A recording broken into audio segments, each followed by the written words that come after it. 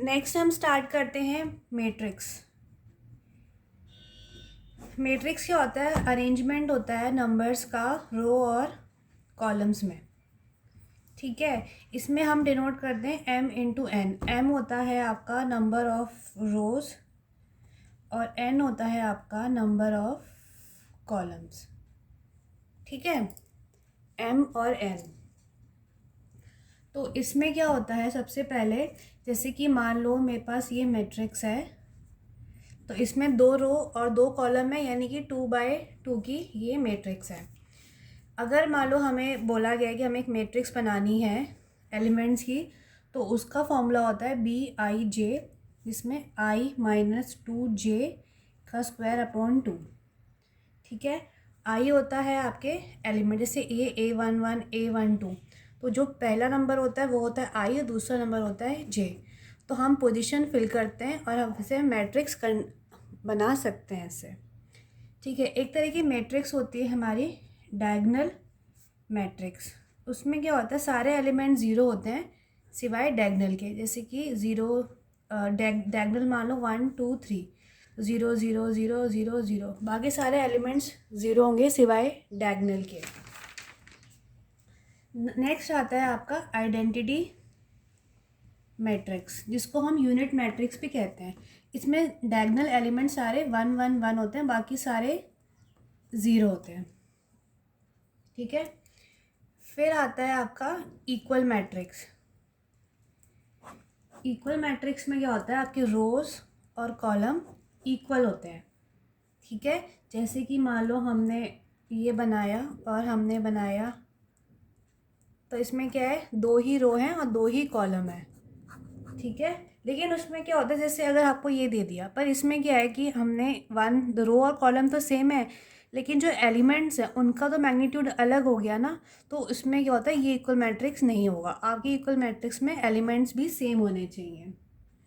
एक होता है नल मैट्रिक्स। नल मैट्रिक्स का मतलब होता है इसमें सारे एलिमेंट 0 0 होंगे। ठीक है, अब हम नेक्स्ट करते हैं addition of matrix. Addition of matrix में क्या होता है, जैसे सपोज ये ए है एक मैट्रिक्स, इसके एलिमेंट्स हैं 5 1 3 0। ठीक है, दूसरी मैट्रिक्स है जिसका है 0 -1 -5। इन दोनों को ऐड करना है, इन दोनों मैट्रिक्स को हमें ऐड करना है। तो क्या करेंगे, ये वाला एलिमेंट इससे ऐड होगा, ये वाला इससे, ये वाला इससे और ये वाला इससे। तो अब इसको कैसे लिखेंगे, 5 + 0 1 + 3 3 - 1 0 -5। ठीक है, तो आएगा आपका 5 4 2 -5 आंसर। ठीक है, नेक्स्ट आता है आपका सब्ट्रैक्शन ऑफ मैट्रिक्स।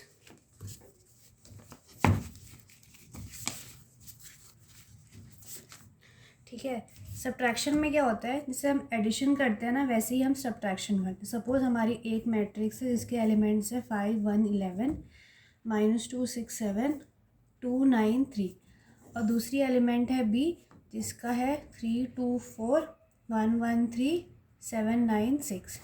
अब मुझे क्या करना है, ये वाली दोनों मैट्रिक्स को माइनस करना है, ए माइनस बी करना है। तो क्या करेंगे, एक एक एलिमेंट को एक दूसरे से माइनस करें। जैसे क्या है, 5 -3 1 -2 11 -4 -2 -1 6 -1 7 -3 2 -7 9 -9 और 3 -6।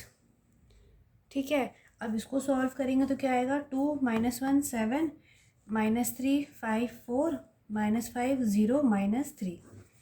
ठीक है, ये हो गया आपका सब्ट्रैक्शन ऑफ मैट्रिक्स। नेक्स्ट आता है आपका मल्टीप्लिकेशन। देखो, मल्टीप्लिकेशन में 2 चीज़ें होती हैं, या तो उसका स्केलर से मल्टीप्लाई होगा या मैट्रिक्स और मैट्रिक्स का मल्टीप्लिकेशन होगा। पहले हम देखते हैं स्केलर वाला। सपोज हमारे पास मैट्रिक्स है 5 3 7 -7 -6 4 3 2 1, ये हमारे पास मैट्रिक्स है। तो हमने क्या किया, इसको मल्टीप्लाई करना है स्केलर से, यानी किसी भी नंबर से, तो हमने इंटू के कर दिया। तो कैसे मल्टीप्लाई होगा, सारे ही आपके के से मल्टीप्लाई हो जाएंगे। 5 के 3 के 7 के -7 के -6 के 4 के 3 के 2 के। ठीक है, ये आपका मल्टीप्लिकेशन हो गया। अब आता है आपका मैट्रिक्स का मल्टीप्लिकेशन। तो वो कैसे होगा, देखो मैट्रिक्स का मल्टीप्लिकेशन, सपोज हमारे पास ये मैट्रिक्स है, ठीक है, ये है आपकी A11 A12 A21 A22 और एक B मैट्रिक्स है B11 B12 B21 B22। ये दो मैट्रिक्स है, इनको हमें आपस में मल्टीप्लाई करना है। तो ये बहुत आसान है, इसमें थोड़ा सा हमें देखना है कि ये वाली रो को उठा के ना इसके ऊपर प्लेस कर देना है, फिर ये वाली को उठा के इसके ऊपर, ये वाली को इसके ऊपर और ये वाली को इसके ऊपर ऐड कर देना। देखो कैसे होगा, ये होगा A11 into B11 plus A12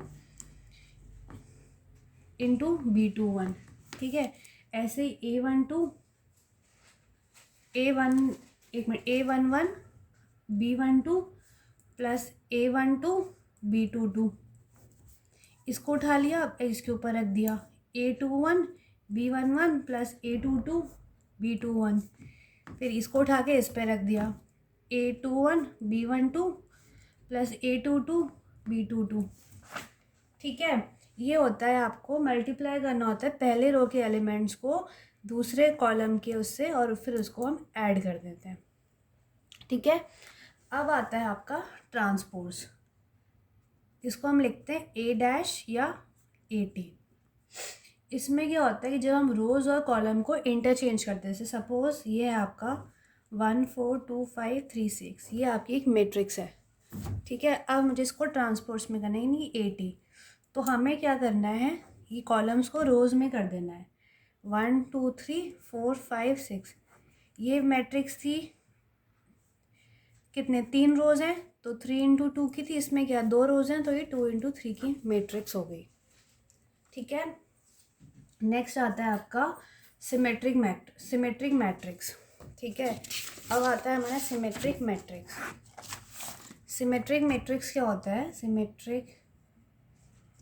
matrix क्या होता है, इसमें होता है कि आपका कोई भी स्क्वायर मैट्रिक्स हो। स्क्वायर मैट्रिक्स क्या होता है, जिसमें रो और कॉलम इक्वल नंबर के होने चाहिए। जब आपकी स्क्वायर मैट्रिक्स बराबर होती है आपके A ट्रांसपोर्ट के साथ, जैसे कि हमने लिखा ये A है 1 -5 6 -5 2 7 6 7 3, ये आपकी स्क्वायर मैट्रिक्स है जिसमें जितने रोज़ हैं उतने ही कॉलम्स हैं। इसका A ट्रांसपोर्ट क्या होगा 1 -5 6 -5 2 7 6 7 3। तो हमने देखा कि इसका A मैट्रिक्स और इसका A ट्रांसपोर्ट बराबर है, इसका मतलब ये है सिमेट्रिक मैट्रिक्स। नेक्स्ट आता है आपका स्क्यू सिमेट्रिक का मतलब होता है जब आपका A ट्रांसपोर्ट बराबर होता है -A से। देखो A आपका मान लो ये है 0 1 -2 -1 0 4 2 -4 0, ये आपका है A मैट्रिक्स, ठीक है। अब इसका हमें निकालना है A ट्रांसपोर्ट। तो A ट्रांसपोर्ट क्या होगा 0 1 -2 -1 0 4 2 -4 0। इसका नेगेटिव करूँगी A ट्रांसपोर्ट का, या फिर इसी को ही नेगेटिव करके देख लो, इसको इंटू -1 कर दोगे तो क्या आएगा 0 1 -2 -1 0 -4, मतलब +4 हो जाएगा ये, और 2 -4 0। तो ये दोनों बराबर हो गए, यानी कि ये आपकी स्क्यू सिमेट्रिक मैट्रिक्स है। थोड़े क्वेश्चंस कर लेते हैं तो उससे हमें और आइडिया हो जाएगा कि ये एक्चुअल में इसमें होता क्या है,